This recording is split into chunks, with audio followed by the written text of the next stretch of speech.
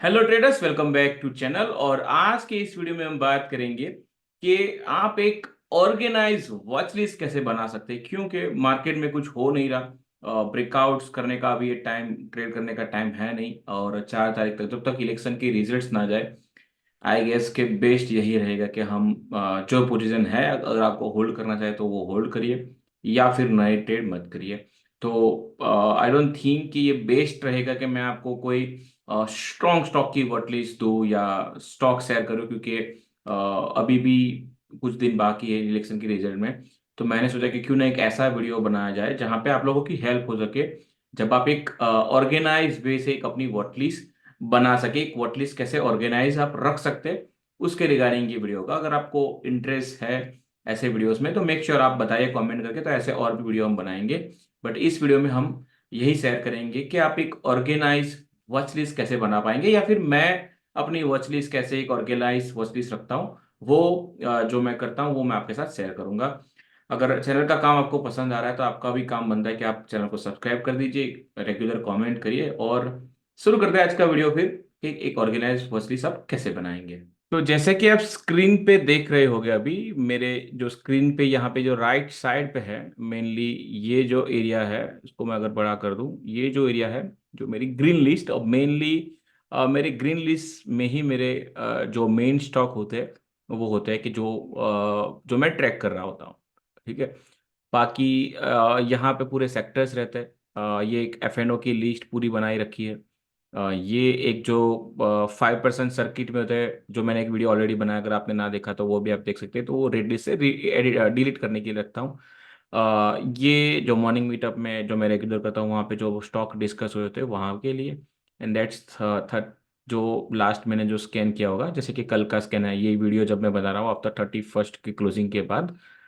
तो ये green list मेरे ये मेनली ये सेक्शन रहते हैं। हाँ, एक चीज ये है कि कई लोगों का ये क्वेश्चन होगा कि वो पेड ट्रेडिंग व्यू नहीं यूज कर रहे, तो आप यही सेक्शंस जो है वो रेड में भी बना सकते हैं। और अगर आप राइट क्लिक करेंगे यहाँ पे, तो यहाँ पे as you can see add sections.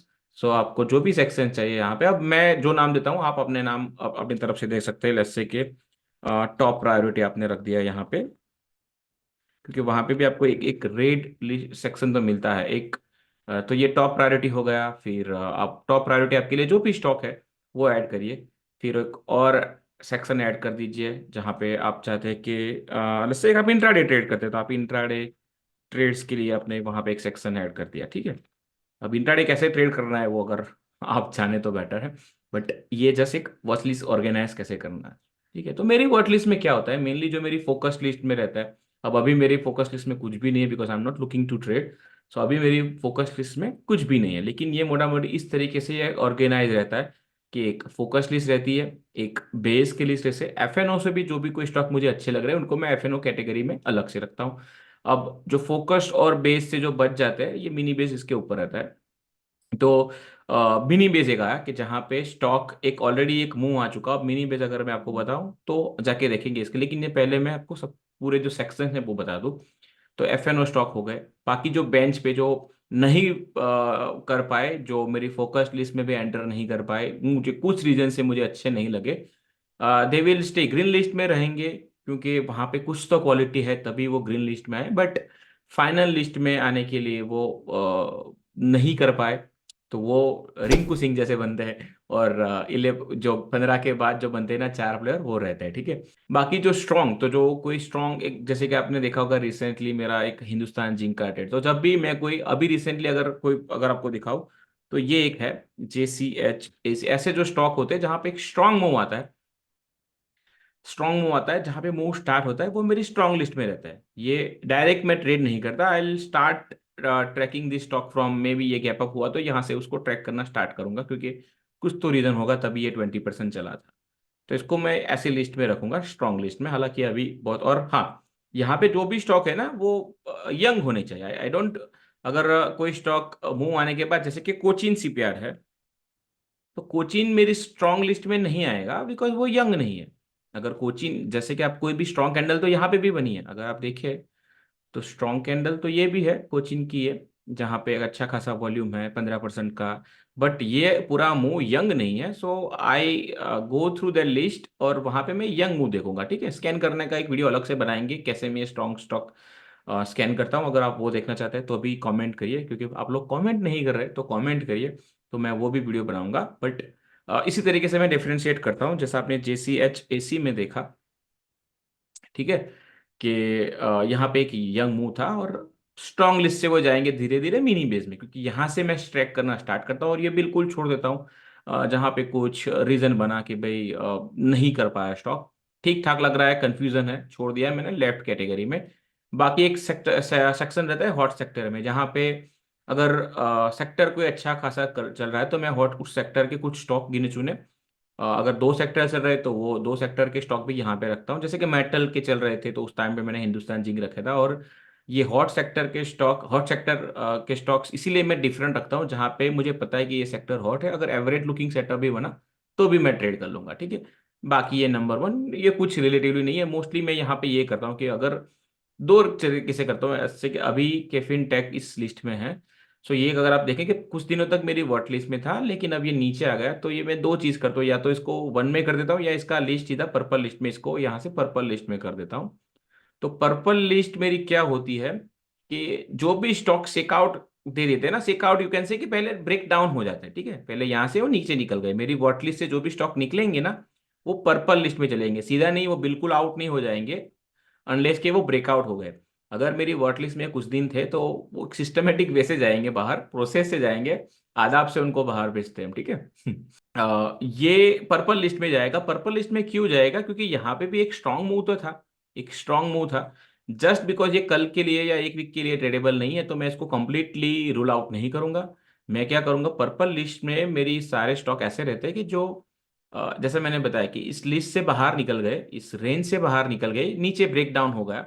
अब कोई ना कोई स्टॉक ऐसा होता है कि जहां पे फिर वो रिकवरी दिखाते हैं, यहाँ से रिकवरी दिखाते हैं धीरे कुछ दिनों बाद। तो पर्पल लिस्ट को मैं शायद 4 दिन या 5 दिन पे, हर एक 4-5 दिन पे देखता हूँ, और वहां पे जो भी स्टॉक रिकवर हुए होते हैं, अगर मार्केट भी उस तरीके के सेटअप को सपोर्ट कर रहा होता है तो मैं पर्पल लिस्ट के स्टॉक को वापस ग्रीन लिस्ट में ला देता हूँ।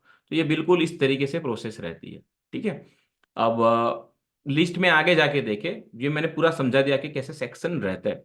अगर लिस्ट में आगे जाके देखे तो सबसे पहले अगर बेसिस में, अब मैं इसको, जरूरत नहीं है इसको ऐसे कर, तो बेसिस में जहां पे भी बेसिस बन रहे होंगे वो स्टॉक रहेंगे। हालांकि एज आई सेड अभी मैं ट्रेड नहीं देख रहा हूँ, बट जहां पे भी बेस बिल्डिंग प्रोसेस है, अगर आप देखिए यहाँ पे तो CDSL एक अच्छा खासा बेसिंग की प्रोसेस में है, तो यहाँ पे वही स्टॉक रहेंगे जो बेस की प्रोसेस में है। There you go, green ply है, तो ये भी एक बेस की प्रोसेस में है।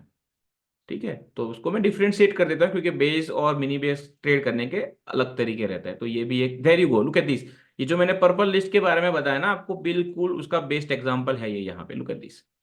तो ये यहाँ तक अपनी वॉट लिस्ट में हुआ, ये ब्रेकआउट हो चुका है यहाँ से नेक्स्ट डे, देन वो वहां से फेल हुआ। ठीक है, फेल हुआ तो ये मेरी यहाँ से मेरी पर्पल लिस्ट में आ जाएगा, और पर्पल लिस्ट में जाके मैं देखूंगा कि ये रिकवरी हो रहा है कि नहीं। तो रिकवर हुआ है जो स्टॉक, उसको मैं वापस ग्रीन लिस्ट में कर दूंगा, एंड देन इवेंचुअली देखिए ग्रीन लिस्ट में फिर से रेडी हो रहा है। ठीक है, ग्रीन लिस्ट में रह के फिर से रेडी हो रहा है। हालांकि कंडीशन एज आई सेड की कंडीशन उतनी कुछ खास नहीं है, बट देयर यू गो, यहाँ पे भी एक अच्छा खासा एक सेकआउट के बाद, दिस इज सेकआउट।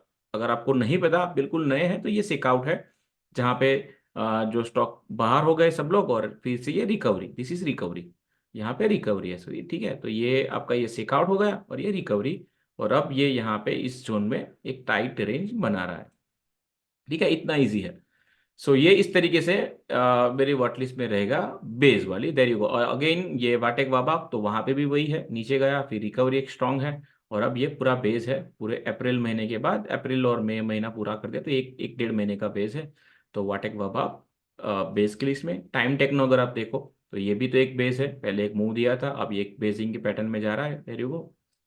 तो ये सारे बेसिस अभी ट्रैक कर रहे हैं, देखेंगे जब भी मौका बने। उषा मार्टिन है तो ये भी एक बहुत बड़ा बेस है, देयर यू गो, ये भी एक अच्छा बेस है उषा मार्टिन। ठीक है, बाकी जेंसा टेक अगर लास्ट देखे तो ये भी एक बेस है।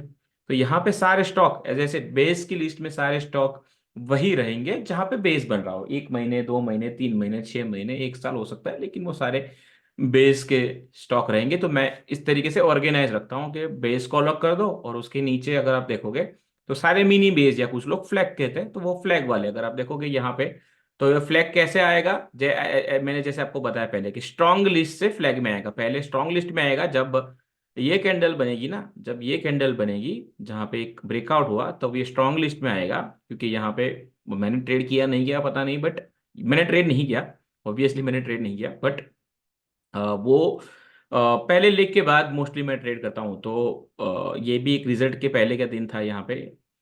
फिन केबल्स, हाँ। तो अगर आप देखो यहाँ पे, तो ये एक मूव आया। तो अब आपके लिए जो पोल एंड फ्लैग जो मोस्टली ट्रेड करते हैं उनको लिए ये पोल तो आपका बन गया ये, and now you need to wait for that flag. ठीक है, तो धीरे धीरे वेट करिए। अब जब तक ये स्ट्रांग लिस्ट में रहेगा, मैं रेगुलर जाके देखता हूँ, जब भी ये फ्लैग रेडी हो गया तो मैं ट्रेड करूंगा इसको। इतना इजी है, इतना इजी है ये। सो if you start strong list से स्टार्ट करेंगे, और धीरे धीरे आपकी ये बेस लिस्ट में आ जाएगा। There you go, Parag, Paras defence. तो ये भी तो सेम, आपको एक मूव मिला यहाँ पे, और ये यहाँ पे फ्लैग की वेट करेंगे। ठीक है, तो ये यहाँ पे सारे स्टॉक जो है वो बेस के बाद आएंगे। देयर यू गो, एक मूव मिला, एंड देन क्रॉम्पटन ग्रीव्स, यहाँ पे भी फ्लैग। JCHAC का भी हमने बात किया कि यहाँ पे भी हम फ्लैग की वेट करेंगे। तो यहाँ पे आपको इजीली फ्लैग ट्रेड करना, कोई स्ट्रेस नहीं। डेली जाके कहाँ पे फ्लैग बन रहा है देखने की जरूरत नहीं। अगर आपने सिर्फ एक स्ट्रॉन्ग स्टॉक फॉलो किए तो आपको काम हो जाएगा। ठीक है, बाकी जो एफएनओ, तो एफएनओ में से जो भी अच्छे, जैसे कि अभी बजाज ऑटो मुझे अच्छा लग रहा है। ठीक है, तो वो एक वॉच लिस्ट में रहेगा बजाज ऑटो। ठीक है, ये भी कह सकते हैं कि बेस की लिस्ट में जाना चाहिए, but I keep them separate because मैं अगर एफएनओ ट्रेड करता भी हूँ, मैं फ्यूचर एंड ऑप्शन नहीं करता, मैं कैश में ही लेता, और I try to trade them intraday. ठीक है, तो मेरा पहला तो प्रेफरेंस यही रहता है कि मैं मिड कैप स्मॉल कैप के स्टॉक ट्रेड करूं, क्योंकि वो जल्दी इजी मूव होता है। तो FNO stock, as I said, intraday के लिए ही I keep it them view. बाकी जो बेंच पे जो मैंने बताया कि जो नहीं बना पाए, कावेरी सीड्स है। अब आप देखेंगे यहाँ पे कि थोड़े इसका जो प्राइस एक्शन है ना, अभी उतना कुछ खास लग नहीं रहा। So if you can see, पिछले कुछ दिनों से एक्सट्रीमली टाइट कैंडल, या you can say too tight for too long तक कुछ बना रहा है। तो ये मैंने साइड पे मैं देखूंगा कि क्या होता है। मैं लाइक वो ऑब्जर्वेशन अपना करना मिस नहीं करूंगा, बट सिमिलर पैटर्न अगर आप देखो यहाँ पे, कि यहाँ से ये स्ट्रॉन्ग लिस्ट में आएगा, और यहाँ तक ज्यादा देर इसने फ्लैग बनाया, एक मौका आया, फिर फेल हुआ बिकॉज मार्केट भी ऐसा चल रहा है। तो ये अब बाकी हॉट सेक्टर अभी कुछ लग नहीं रहा, तो हॉट सेक्टर में खाली है।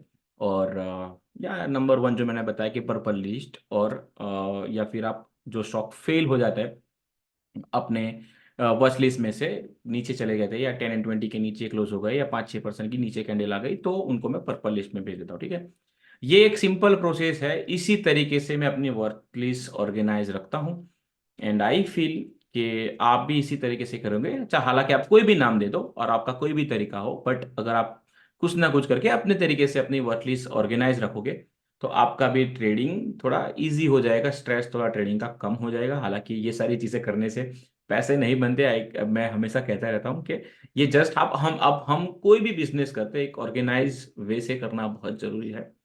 तो अगर ट्रेडिंग आपके लिए बिजनेस है, तो आपकी जो वर्टलीस प्रोसेस है, आपका जो स्कैनिंग प्रोसेस है, उसके लिए भी आपके पास एक प्रोसेस ठीक ठाक जो फिल्टर्ड प्रोसेस होना बहुत जरूरी है। जिनके पास नहीं है उनके लिए मैंने ये प्रोसेस, अपनी प्रोसेस शेयर की है। अगर आपको अच्छा लगे तो आप उसको यूज करिए।